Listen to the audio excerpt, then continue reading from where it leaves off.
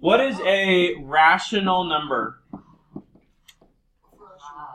Good. It's anything that can be written as a fraction. P over Q, that just represents two numbers, 1 over 2, 4 over 7. But what cannot be on the bottom of a fraction? Q cannot equal 0. You can't divide by 0, right? If you tried to do that in your calculator, it would give you an error, but it's undefined, okay? So a rational number is just a fraction. That's all, an easy way to remember it, okay? So when I say rational exponents, what do you think we're going to be learning about? Rational exponents. Exponents that are fractions. Rational, yeah. So you'll see here, we have an exponent that is a fraction, 1/3, okay? So I give you kind of a couple little keys up here. The first one I want you to look at, b to the 1 over n. So n is any number. It could be b to the 1/4, b to the 1/7, b to the 1/30th, equals the nth root of b. That's the same thing. So how could I write 1 to the 3rd, or sorry, x to the 1/3 as a radical? The bottom of the fraction becomes, good. Remember, we call this number the index. So the bottom of the fraction, the denominator, becomes the index of the radical. So the cube root of x.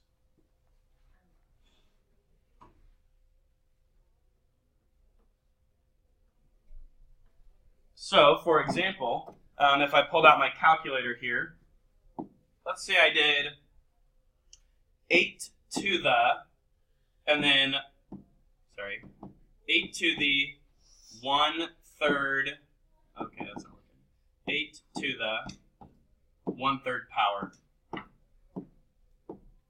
Hit enter, we get 2, right? What is 1/3 power the same as? We just did it. A cube root. So if I did the cube root of 8, no, not the answer. So if I did the cube root of 8, what do you think I'm going to get? 2. It's the same thing, yeah. Okay? And then, so over here and vice versa, that means it just works backwards as well. So what is the 5th root of y as a fractional exponent? 1/5. Good. Y to the 1/5. Now I want you to focus on this one. So what is different about this one than this one? There's now another number on top other than 1. So m represents some other number, 2, 3, 4, 7,000, okay? So if you look at example 3, so let's kind of look, how does this get to here? Where does the denominator go? It goes in the fridge. Ice cream goes in the freezer. It still becomes the index, right? So that hasn't changed. The number on bottom becomes the index. But what happens to the number on top, the m? The ice cream goes in the freezer. It just stays as b's exponent. So it's kind of like b to the m, but n becomes the root. So we have a little swap.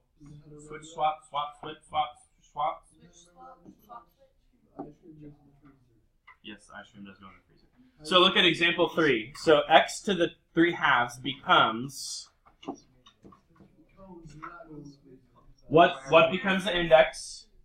A 2. And what stays inside? 3.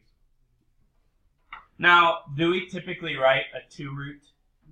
No. So if you saw this on in a book or on a test, that is the same thing as this, right? A 2 root is a square root. It's assumed. We don't typically write the 2. Okay. So let's do one more. Actually, let's do one more of those. So let's say I have x to the 7/5. You can write this down if you want as an extra example. X to the 7/5. So we know it's x in some radical. What's the index going to be? The 5 comes in front, becomes the 5th root of x to the 7th. Okay. And now that also works backwards. So if we want to write a radical as a fractional exponent, this would become x to the 9, and then the 3 goes back to the denominator of the fraction. Now, what is 9/3? What is 9 divided by 3? Yeah, 9 divided by 3 is just 3. So sometimes that fraction reduces. Like, so for example, if I had x to the 3/6, what would I reduce 3 over 6 to? Yeah, x to the 1/2. So always simplify fractions just like we always have. Okay. So let's do one more of those. What would the 5th root of y to the 10th become? Y to the 10, and then 5 goes to the bottom.